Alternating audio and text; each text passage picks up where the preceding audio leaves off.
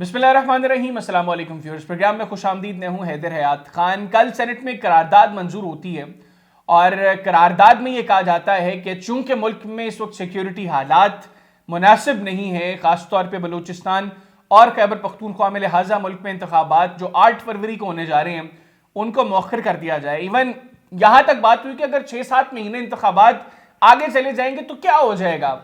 ऐसी बातें हमारे सेनेट के अंदर की गई तो ये किस कदर अफसोसनाक है। दूसरा, कौन है जो इस तरह की बातें ऐवान के अंदर करवा रहा है। बलूचिस्तान अवामी पार्टी के जो सेनेटर्स हैं उन्होंने कुछ मुतालबात भी रखे कि अगर इंतखाबात अभी करवाने हैं तो ये चीजें हमें प्रोवाइड कर दी जाएं। वो किससे चीजें मांग रहे हैं, किससे सिक्योरिटी मांग रहे हैं। जो बुनियादी सहूलतों का उन्होंने जिक्र किया कि पब्लिक के पास नहीं है, वो जो 5 साल इक्तदार में थे तब उनको क्यों याद नहीं था कि पब्लिक को हमने ये चीजें देनी है, हमने बिजली और गैस जैसी बुनियादी सहूलत पब्लिक को देनी है। इसको भी प्रोग्राम में डिस्कस करेंगे। और फिर सबसे इंपॉर्टेंट पॉइंट कि क्या वाकईतन हालात बलूचिस्तान में इतने खराब हैं कि उनमें 8 फरवरी को या मुस्तकबिल करीब में इंतखाबात नहीं हो सकते। इस पर डिस्कस करेंगे। मेरे साथ मौजूद हैं साबिक वज़ीर आला बलूचिस्तान नवाब गौस बख्श फारूकी साहब। नवाब साहब, बहुत शुक्रिया आपके वक्त का। अस्सलाम वालेकुम। वालेकुम अस्सलाम, बड़ी मेहरबानी आपकी। कैसे मिजाज है नवाब साहब, आप खैरियत से, ठीक ठाक हैं? रब कैसा ना खैरियत से। अल्हम्दुलिल्लाह ठीक ठाक। नवाब साहब, 2013 में आप चीफ मिनिस्टर थे और उस वक्त हालात आज के हालात से ज्यादा खराब थे। आप लोगों ने क्यों इंतखाबात में ताखीर की कोशिश नहीं की, या आज जो इंतखाबात में ताखीर की बात हो रही है क्या जेन्युइनली हालात इतने खराब हैं कि इंतखाबात नहीं हो सकते? मैं आपसे अर्ज करूं, 2013 में बलूचिस्तान के जो हालात थे वो तो बहुत ही खराब थे। सारे मुल्क में भी निस्बतन जो आज सिचुएशन है इससे बहुत ज्यादा खराब थी। इस वक्त भी जो पाकिस्तान के सारे हालात है, बात होती है हैदर खान विल की। मेरी विल थी, मुझे भी कहा गया कि कुछ ना कुछ बहाने जैसे आजकल हो रहे हैं कि जनाब इलेक्शन कुछ ना कुछ चाहे तो हम इसको आगे करते हैं, ठीक है जी। कुछ लोग थे जो कि खामखा के लिए दरमियान में आते हैं सिस्टम के अंदर, लेकिन मैंने कहा कि नहीं, हमने इलेक्शन पाकिस्तान के और बलूचिस्तान के एक साथ ही करवाएंगे ताकि कोई नोट ये ना जाए कि बलूचिस्तान में जो ना लोग जो है ना पाकिस्तान के साथ रहना नहीं चाहते। तो विल की बात है। अब खुए बदरा बहाना बिस्यार, वोट को इज्जत दो, वोट को इज्जत दो के बाद अब वोट से ही शाय अवे कर रहे हैं। अब समझ में नहीं आता कि ये सियासी लीडर्स, ये सियासी पार्टियां करना क्या चाहती हैं। हर बार एक बहाना नया निकालती है। इस दफा तो बिल्कुल ही मामला सिस्टम आपको पता है कि बिल्कुल ही नंगा हो चुका है और हर आदमी चाहता है कि मेरा काम बराबर हो और मैं इसका फायदा उठाऊं। खुशकिस्मत लोग आके बैठ गए हैं कुर्सियों पे जी और अपनी खुशकिस्मती के मजे ले रहे हैं और चाहते हैं कि ये लंबा हो जाए अरसा। इलेक्शंस होने चाहिए और इलेक्शंस ठीक तरीके से होने चाहिए। जिस तरीके से प्री पोल मामला चल रही, ऐसे नहीं होता जी। आप देख लीजिए आरोज का रोल क्या है, कागजात छीन के चले जा रहा, ये करना, ये कभी भी इस तरह से नहीं हुआ जिस तरह से अब हुआ है। वो जो आए हैं बड़ी पार्टी जो समझी जाती थी वो एक जलसा भी नहीं करती, कम से कम एक जलसा करें। हम सब भी बिल्कुल जनाब मुस्लिम लीग नून वाले इलेक्शन में जाना चाहते हैं, वोट को इज्जत देना चाहते हैं, तो वो इज्जत देने के लिए तो हर आदमी समझता है कि मुझे जो फायदा मिल रहा है मुझे मिले, क्योंकि इस वक्त वो अपोजिशन में नहीं है। वो अगर हुकूमत में नहीं है तो भी बात उनकी चलती है जी। जब उनकी बात चलती है तो बस ठीक है। लेकिन आप सब, ये जो करारदाद है ये बीएपी की तरफ से आई और आप समझते हैं कि जो 5 साल का इक़्तिदार था बीएपी का बलूचिस्तान के अंदर, इस करारदाद के अंदर और तकरीर के दौरान जो सेनेटर दिलावर साहब ने कुछ एक्सक्यूजेस दिए जी के हालात ठीक नहीं है, लोगों के पास बुनियादी सहूलियात नहीं है, उनको फैसिलिटीज़ प्रोवाइड नहीं कर सके तो इसलिए नहीं होनी चाहिए, इंतखाबात अभी नहीं होने चाहिए, सर्दी बहुत ज़्यादा है, बिजली गैस जैसी सहूलत लोगों के पास नहीं है। तो ये जो 5 साल इक़्तिदार में रहे, ये अपने गिरेबान में क्यों नहीं झांकते कि ये 5 साल में चीज़ें किसने देनी थी उन लोगों को? अगर माजी में नहीं दी तो इन 5 सालों में इन लोगों ने क्यों नहीं दी? गो के माजी में भी किसी ना किसी तरह यही लोग सिस्टम में थे। हैदर खान, आपको पता है कि क्या सिचुएशन है सारे मुल्क की। इन लोगों ने वाकई हालात बहुत खराब है इनके लिए और काम भी कोई नहीं हुआ। ये काम करना चाहते, ये अपने गिरेबान में नहीं देख सकते। इनकी गर्दन के जो वो है ना सर्वाइकल प्रॉब्लम है इनको। अगर ये जहाँ घूमते अपने घर में घुसते देखे, अपने घर को देखे और आम आवाम के घर को और उनकी जिंदगी को देखे।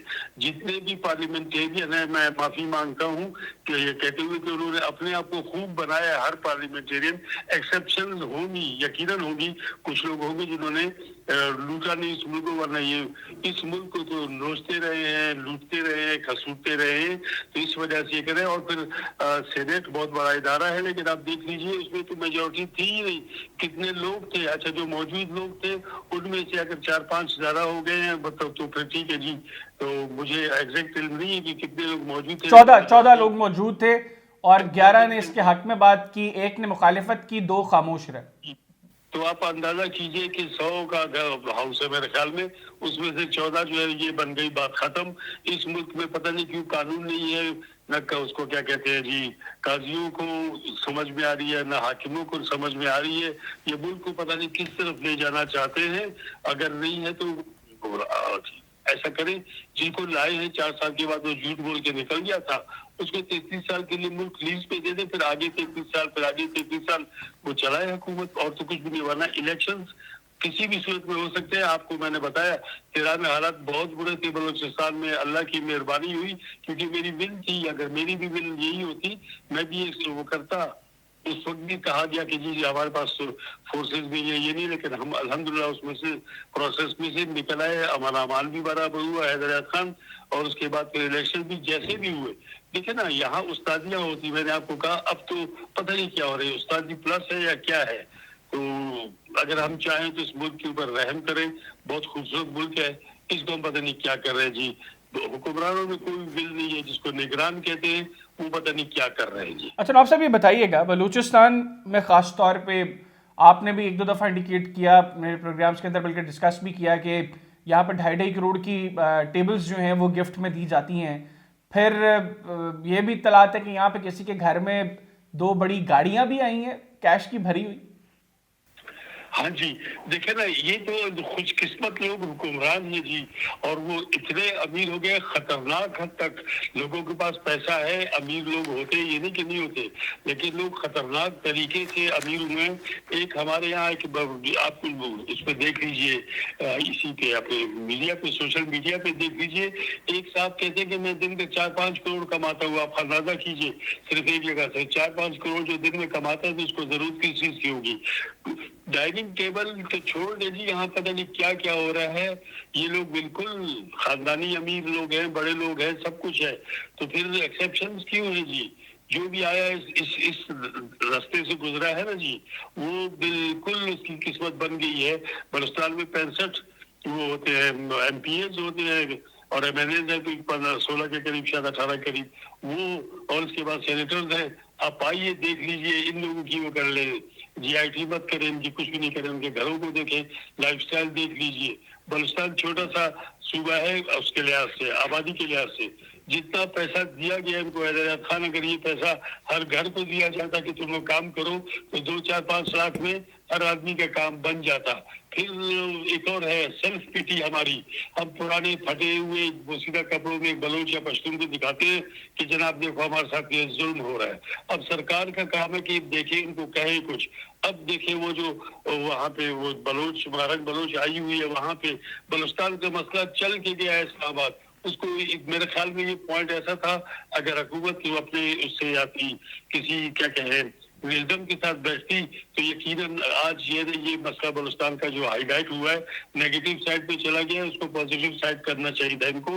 अफसरान कब तक होगा ऐसे? ये पॉलिटिकल मसला है, ये जंग जदल से खत्म नहीं हो सकता। आप यकीन कीजिए, अगर सही तरीके से इसको पॉलिटिकली जो है ना टैकल करते, फिर तो बड़ा आसान था। अच्छा, नवाब साहब ये बताइएगा, कल ये जो करारदाद BAP के सेनेटर्स की तरफ से आई और BAP के सेनेटर जी बड़े बढ़ चढ़कर बोल रहे थे इस पर, वो मुतालबा कर रहे थे कि ठीक है इंतखाबात करवा दे लेकिन हुकूमत हमें सिक्योरिटी दे दे।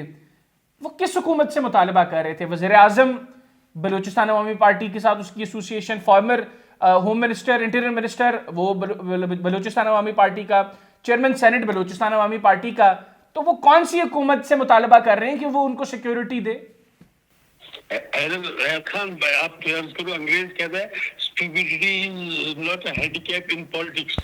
तो अब यही बात है, आप वाली बात सही है ना, ये तो बेवकूफाना सवाल बनता है कि किसको कहा जाए, बंदा खुद उन्हीं की हुकूमत है और 100% उन्हीं की हुकूमत है। प्राइम मिनिस्टर बलूचिस्तान से है, चीफ जस्टिस भी बलूचिस्तान से, वो कि उसका कोई रोल नहीं है इस बात में आने के लिए, लेकिन प्राइम मिनिस्टर तो इंगेज कर सकता था उनको। देखिए, और ये बाप वाले तो बड़े जनाब, ये तो लाडले लोग हैं, ये बाप से निकल के कोई पीपल्स पार्टी में चला गया, कोई किधर चला गया, कोई, लेकिन वो फिर दोबारा उनका वो क्या कहते हैं, वो जो मेन टोन है उनकी वही है जो उनकी है जी। ये बादशाह लोग हैं, ये क्या कहते हैं, जख्मी जिस्म के ऊपर और जख्म जो है इन्फ्लिक्ट कर रहे हैं। इलेक्शन, ये जमहूरी मुल्क है जी, इस्लामी जमहूरिया पाकिस्तान, तो यहाँ गरीब के लिए काम करें, ईमानदारी की बात है। बलूचिस्तान में तो काम करना कोई मुश्किल ही नहीं है, लेकिन मास्टर ट्रेनर्स वो जो वहां से आगे जो खाते हैं तो लगाते भी हैं, वो लोग जो कहते हैं साडी गल हो गई है, इस किस्म की सियासत में तो फिर समझ में नहीं आता कि अंजाम क्या होगा। अच्छा नवाब साहब, आपकी अपनी जाती राय क्या है? कल की करारदाद के पीछे बलूचिस्तान अवामी पार्टी से माजी में ताल्लुक रखने वाले वज़ीर आज़म जो है मौजूदा, ये हो सकते हैं? हाँ जी, ये इनको ये यकीनन, ये अगर ये खुद नहीं है तो इनको पता है कि क्यों हुआ ये, क्योंकि ये तो मजाक है। अगर सारी दुनिया में ये नोट जाए, आपने बताया कि 14 आदमी थे टोटल, 100 के हाउस में 50 होते फिर भी ठीक था, ठीक है जी। अब जब आदमी इतने ही है जो मौजूद होते हैं तो वही काफी है, फिर तो सही है। इन्होंने एक मजाक बनाया हुआ है और ये मजाक इनको कहीं महंगा ना पड़े। अच्छा नवाब साहब, आखिर में बताइएगा, संजरानी साहब और काकड़ साहब के आपस में इख्तलाफात खत्म हुए हैं या मामला तो उसी तरीके से चल रहे हैं? मेरे ख्याल में ये ग्रुप्स दोनों जुदा जुदा है थोड़े से, लेकिन बहरहाल कहीं से गर्म हवा आती है तो फिर ठंडे की तरफ जाना चाहते हैं जी। ये ताकत के लिए जो होता है ना, फिर ताकत का नशर भाई भाई का नहीं होता, बेटा बाप का नहीं होता। तो उस जमाने में बादशाह थे तो मारा मारी करते थे, अब जो है ना मुखालफत होती है, आपके कान भरेंगे मेरे कान भरेंगे एक दूसरे के खिलाफ। ये एक बार नहीं है जी, थिंक अलाइक नहीं है दोनों। बिल्कुल ठीक, बहुत शुक्रिया नवाब साहब, आपने प्रोग्राम के लिए वक्त निकाला। नाज़रीन, फॉर्मर चीफ मिनिस्टर बलूचिस्तान नवाब क़ौस बख्श बारोज़ई साहब हमारे साथ मौजूद थे। बड़ा क्लियरली उन्होंने बता दिया 2013 के इंतखाबात इससे ज़्यादा मुश्किल हालात थे उस वक्त पाकिस्तान के, बिलखुसूस बलूचिस्तान में हालात इससे ज़्यादा थे। मुल्क में दहशत गर्दी की एक ऐसी लहर थी जिसमें हर शख्स खौफज़दा था। बावजूद इसके वक्त पर इंतखाबात हुए, पूरे मुल्क में एक साथ इंतखाबात हुए और अल्हम्दुलिल्लाह बेहतर तरीके से इंतखाबात हुए। कोई बड़ा वाक़या ऐसा पेश नहीं आया जिसकी वजह से मुस्तकबिल के लिए कहा जा सके कि 2013 में चूंकि ऐसा कुछ हुआ था, तो अगर 2013 में ऐसा नहीं हुआ था तो आज भी वेल होगी, आज भी इंशाल्लाह ऐसा नहीं होगा।